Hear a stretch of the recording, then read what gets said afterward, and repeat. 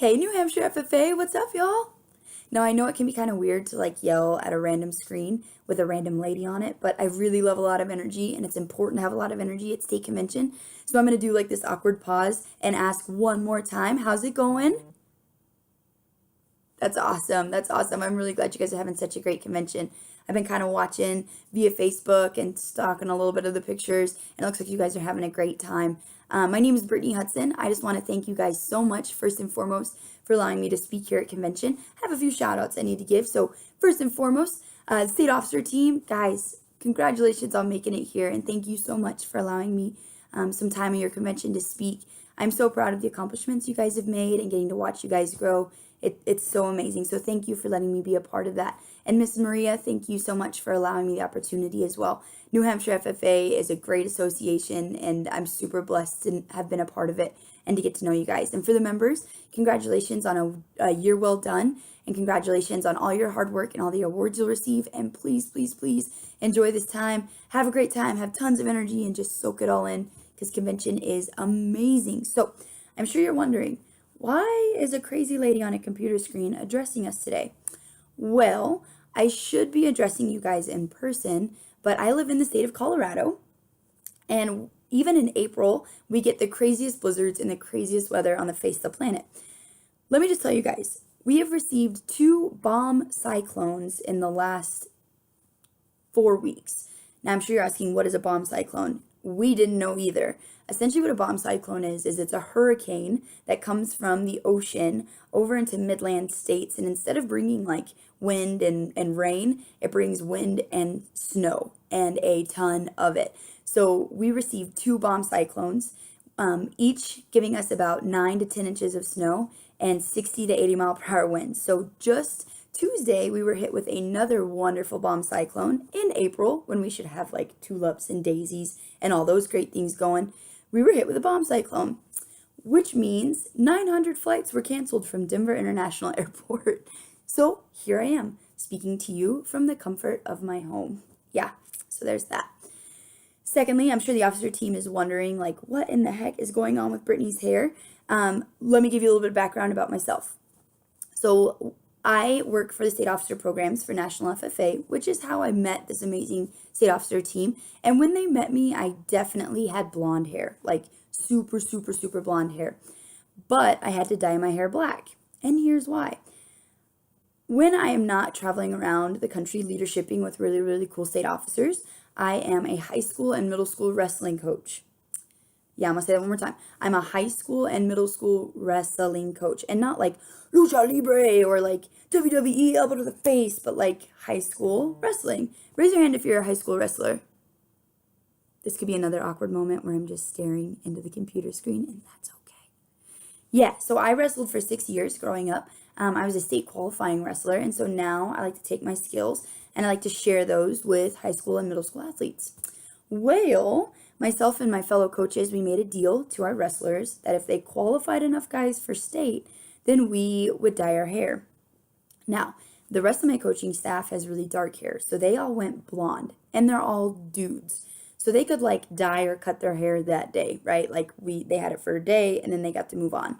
And so I was like, yeah, okay, I'll do a strip in my hair. And the other coaches were like, Britt, we go big or we go home. We don't have anything here. And I said, you're right. So black hair it was. And I dyed my hair black for the wrestling team, and they kicked butt at state. So unlike my fellow male coaches, I have to wait until May to dye my hair back so it doesn't fall out. So there's that, a little bit about me. When I'm not leadershiping and wrestling coaching, I am a high school ag teacher and FFA advisor, and I love it. So you guys make sure you thank your ag teachers. This is one of the most stressful events, coordinating and planning and making sure you guys are safe. But I heard y'all are having it at the Omni Mount Washington. Oh my gosh, y'all are practically royalty. All right, royalty if you're staying at the Omni. The Omni is a beautiful place, and I really wish I could be there with you guys. So yeah, I'm an ag teacher, but let me kind of put it in perspective how many kids I work with. In my chapter alone, it's myself and another teacher, and we have 215 students. Yeah, 215 students. Now, When I was talking with the officers, they said you guys have about 400 members in your entire state, maybe a little bit more, I could be wrong, but you guys have like a couple hundred members in your state. So take about half of that, and that's how many kids I teach in a day. Yeah, and how many kids I have to coordinate for FFA events and coordinate for classroom events. It's great. It's awesome. I just wanted you guys to kind of get a good perspective of that. But I love my job, and I love teaching high school kids, but I didn't start in ag. What I mean is I didn't get my bachelor's degree in agriculture. I actually got my bachelor's degree in K through 12 special education because I love, love, love working with kids with disabilities. And someday it's my goal to have an FFA chapter of just kids with disabilities, and be able to give them the same awesome opportunities that FFA and ag give us every single day. So add that to the dream book. We'll see what happens. Maybe someday I'll have a book you guys can read, and you can be like, oh my God, that girl gave a speech through a computer screen really awkwardly at convention one year. Yeah, so that way you can remember I will have blonde hair then, so don't forget that. But I went to the University of Northern Colorado in order to get that degree, and I graduated in 2015 with honors. Yeah.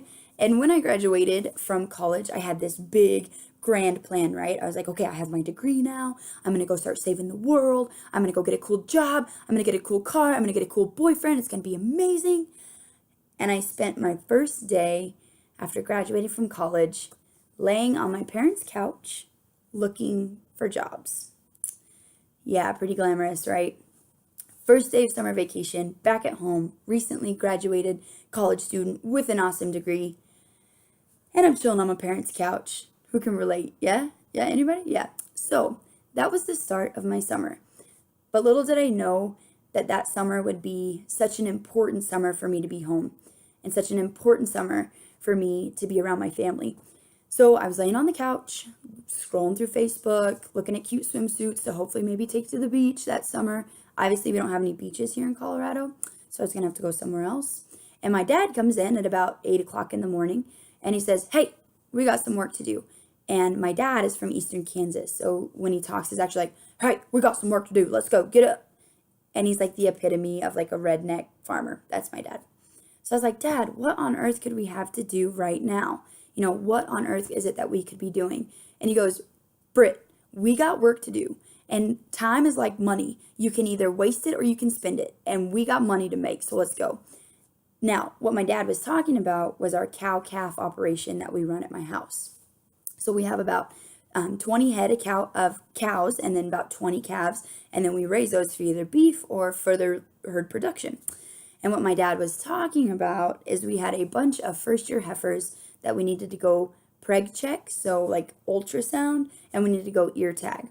Now, the night before, it had rained about 6 inches, the most rain we ever get in Colorado. So everything was flooded and muddy and gross. And I'm thinking in my head, Dad, why are we doing this right now? Why are we doing this? What's the point? My dad always says when we have work to do, literally building fence, working with cows, whatever it is, my dad says, time is like money. We can either waste it or we can spend it, right? That's like my dad's thing. That's my dad's big thing. So I agreed to go down and help him because part of those cows are mine. And being a broke college kid, I got bills to pay. So I went down to help him out. First thing we had to do, right? If you have ever lived on a farm with cattle and you have to preg check cattle, if you have a really well-off farm, then you can purchase a really cool ultrasound machine for thousands of dollars. When you're from the Lazy H Cattle Company, we can't afford those things. So we preg check by hand. And if you know what I'm talking about, it's literally preg checking by hand, right?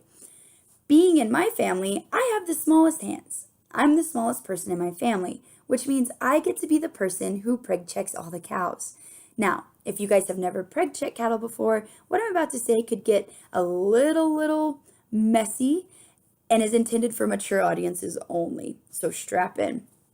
So when you preg check a cow, you go ahead and put said cow in a squeeze chute, right? And that chute holds them nice and secure.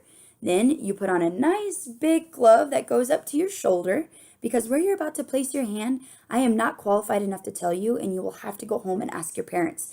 Or ask a state officer. That's always great too. But just remind them that the crazy lady at convention was not the one who told you this. Now, after you have this big long glove on your hand that's supposed to protect you from filth, then you have to go ahead and take said hand and you have to put it into said cow. Now, for regular people, you usually have to go about elbow or bicep deep. But for a midget like me, you have to go about shoulder deep. So my dad took a welding helmet and cut half of it off so that I could have half of it right here. Because when I'm preg checking cattle, I literally have to go shoulder deep to where it literally looks like this. And like, here's the cow's butt, right? Like there's the cow's butt. Here's my face. Cow's butt, my face. One more time. Cow's butt, my face, right? And every time I do this, I have like that song, booty, booty, booty, booty, rock. No, I'm just kidding. But here in cow's butt, right? Crazy. So I am doing my job. I'm preg checking cows. It's going great. My dad is being really helpful. It's muddy and messy, so I don't even want to tell you guys what I smell like. And the rain gods must have known this would have been the perfect moment because the really, really, really cute farm boy down the road who had a bucking bull operation all of a sudden shows up down by the corrals. Now, guys, I'm talking super handsome. Like your tummy fills with butterflies, you start freaking out, it's amazing. He shows up and I'm shoulder deep in a cow. So I'm like, hi, how's it going? Let me get that off my face. What's up? And this kid's name is Austin. And Austin comes up and he goes, Tom, hey, I'm really sorry. One of my bulls got out and he's in your pasture right now. And I think he's trying to hook up with some of your ladies. And my dad goes, hey, you know what? No big deal. We'll go. We'll help you get your bull back in. And my dad realizes that we only have two methods of getting into the pasture to get that bull back. We have a four-wheeler that's really fast and really reliable. And then we have our 8-year-old horse who is ridden on an every other month basis, whose name is Philip. So my dad says, well, why don't you hop on the four-wheeler and I'm going to saddle Philip. And I'm like, Dad, are you crazy? Philip hasn't been rode in forever. And Dad goes, no, it'll be fine. So Dad saddles Philip. I get on the four-wheeler. I go out into the pasture to start getting this bull back around. Austin goes with me. Austin's brother goes with my dad. And I'm sitting there. And it's really quiet. Like the wrong kind of quiet. And then Austin's brother comes zooming up the road. And he finds Austin and I. And he goes, guys, you have to hustle back to the house. There's been an accident. And Kim has called 911. Now, Kim's my mom. And what you have to understand about the Hudson family is we only call 911 if you're dead or dying. Okay? Cuts, scrapes, broken bones, broken noses, lacerations, blood, whatever. My mom, with a good bottle of super glue, can fix anything. But we only call 911 if someone is in serious, serious danger. So that's when I knew something had happened. So I got on my four-wheeler and I rushed back to the house and it starts raining. And I get up to the house and I see Philip running around kind of our yarded area.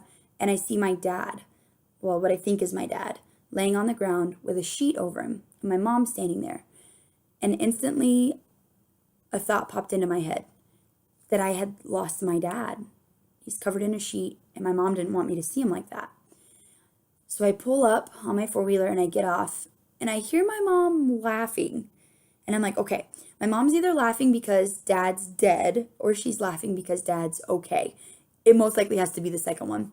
So I walk up and I pull the sheet off my dad and he goes, hey P, how's it going? And I'm like, Dad, what did you do? What happened?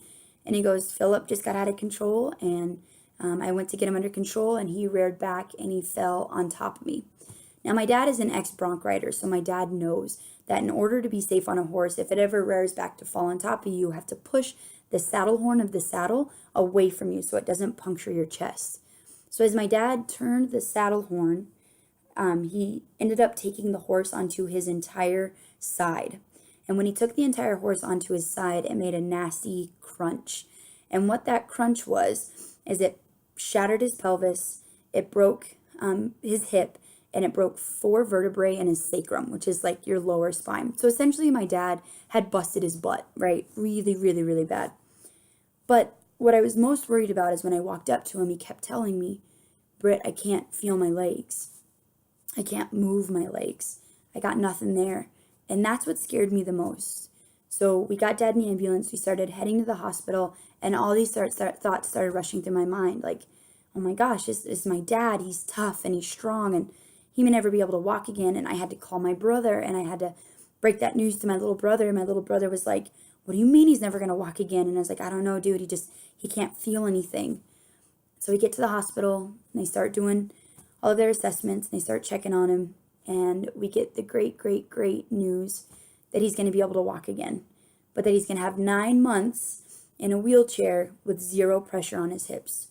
That's really hard for my dad, because my dad is an active guy, and we're getting ready to go into harvest, and we're getting ready to start farming really big. And my dad knew that he was going to have to rely on us a lot. But what popped in my head that moment that was so important was my dad's phrase, right?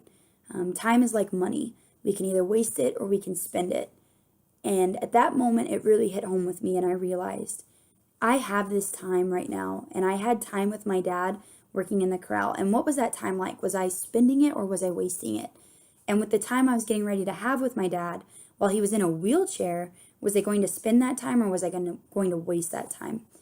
And I wonder if all of us kind of think that sometimes. And maybe it doesn't take your dad breaking your butt to realize that. But maybe you're kind of realizing that right now too.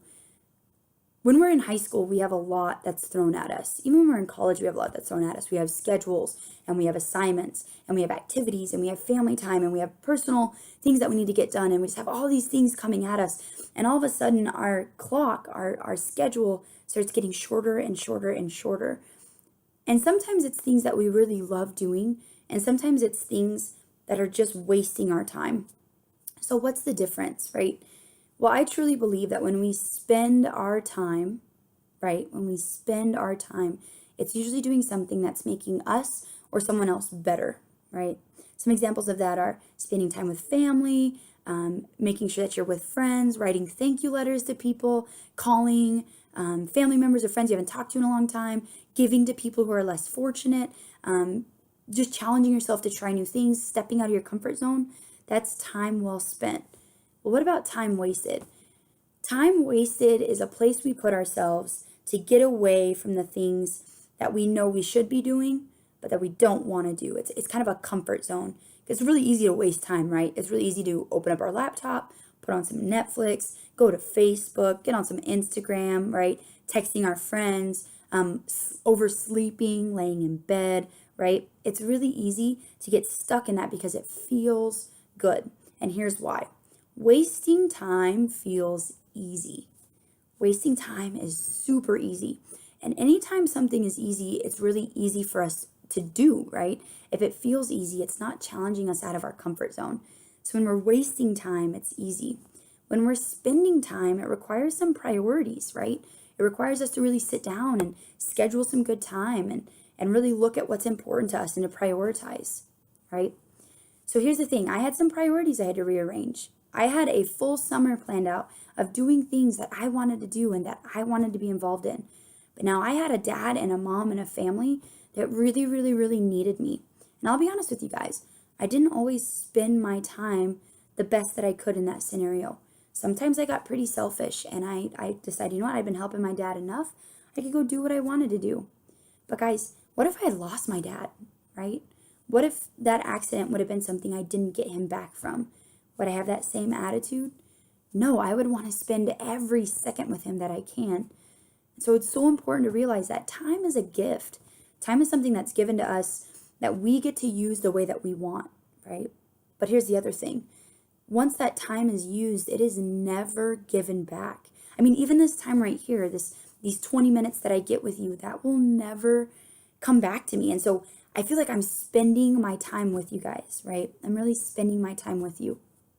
But remember, time is like money. We can spend it or we can waste it. But once it's gone, we don't get it back. So how are you using your time? What does that look like? I have some great examples for you guys of people who I think are amazing at spending their time. They're all kind of from my family because I'm a family lady. I love my family. They're amazing. But the first example I want to give you guys is my mom and my grandma. And I'm sure you're like, what the heck? But my mom and my grandma are two of the most intentional and amazing adventurous ladies I have ever met. So my mom is 51 years old, super amazing lady, so selfless and loving and caring. She drops everything for everybody. And my grandma is 72. She just had a knee replaced and is on oxygen full time, right? So two really, really amazing ladies. And we went to Ireland together this year. Yep, we traveled all over the country of Ireland, the three of us, just taking in every adventure and every experience that we could. I wish I had a picture for you guys, because if you were to see my grandma, you would be like, gosh dang, how did that lady make it through Ireland? Y'all, she didn't just make it through Ireland, she crushed Ireland. Ireland is a different place because my grandma was there, and I'm pretty sure they put like bounty posters out. They're like, don't let these crazy women back in. But they're a great example of spending their time. They're dedicated to their family. No matter what gets in their way, they try new adventures, and they love fully no matter what. The next example is my brother, my younger brother, and my sister-in-law, Corey and Haley. So my brother's 3 years younger than me, so I'm 26, which means he's 23, and he got married at the age of 18. Now raise your hand if you're an 18-year-old. Yeah, that's what I thought. He got married at the age of a lot of you guys, but he found his soulmate when he was 15 years old in high school. Now, when Corey and Haley decided that they wanted to get married and start a family, so many people judged them, right? So many people thought, well, that's wrong. That's not the way you do it. That's not how you spend your time. But Corey decided that Haley was the woman that he wanted to spend the most time with, and that them having a family together was how they wanted to spend all of their time, right? So getting married young wasn't a waste of time for Corey. It was how he was going to spend his time with his family, building a good family, building a loving family. Now, I'm not saying you have to get married at 18 to do that, but when you know that you have found something or someone that you want to spend your time with, then do it, regardless of what people think. Do it. If it feels right to you and it feels right in your heart, then you do it, regardless of what other people think.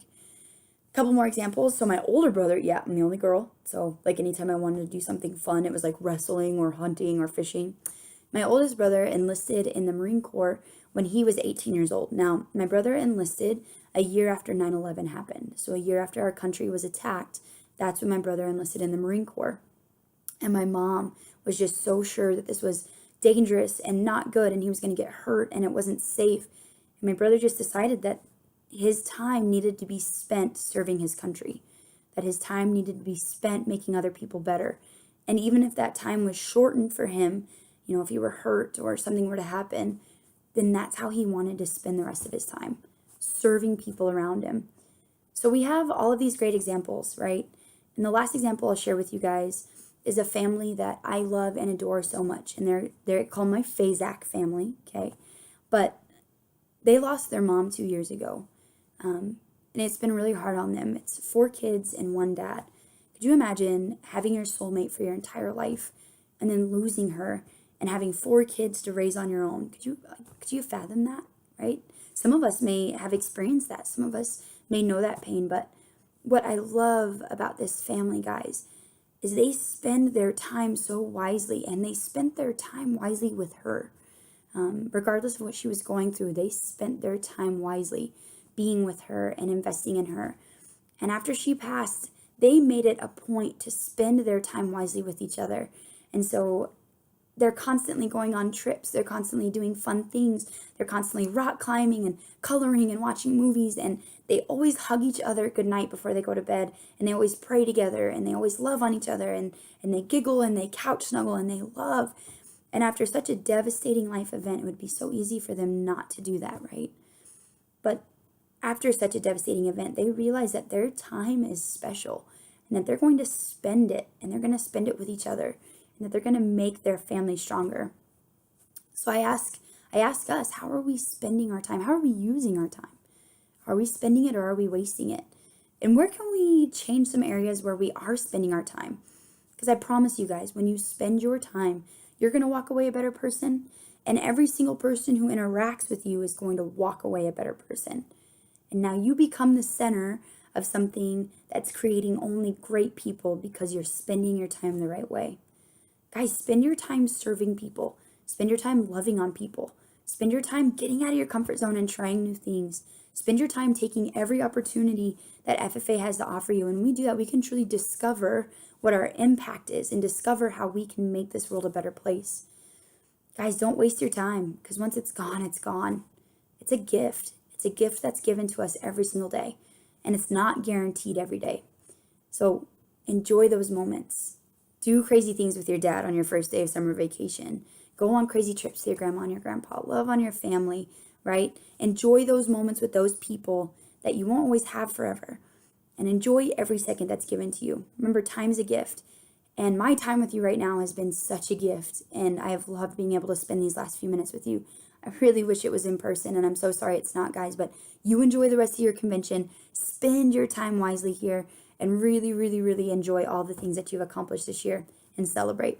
Thank you guys so much. And if you're ever in Colorado, look me up, Brittany Hudson. You always have a home. Thank you guys. Have an amazing convention. Officer team, Miss Maria, love you guys so much, and I sure hope to see you soon. So proud of New Hampshire FFA. See you guys. Thank you.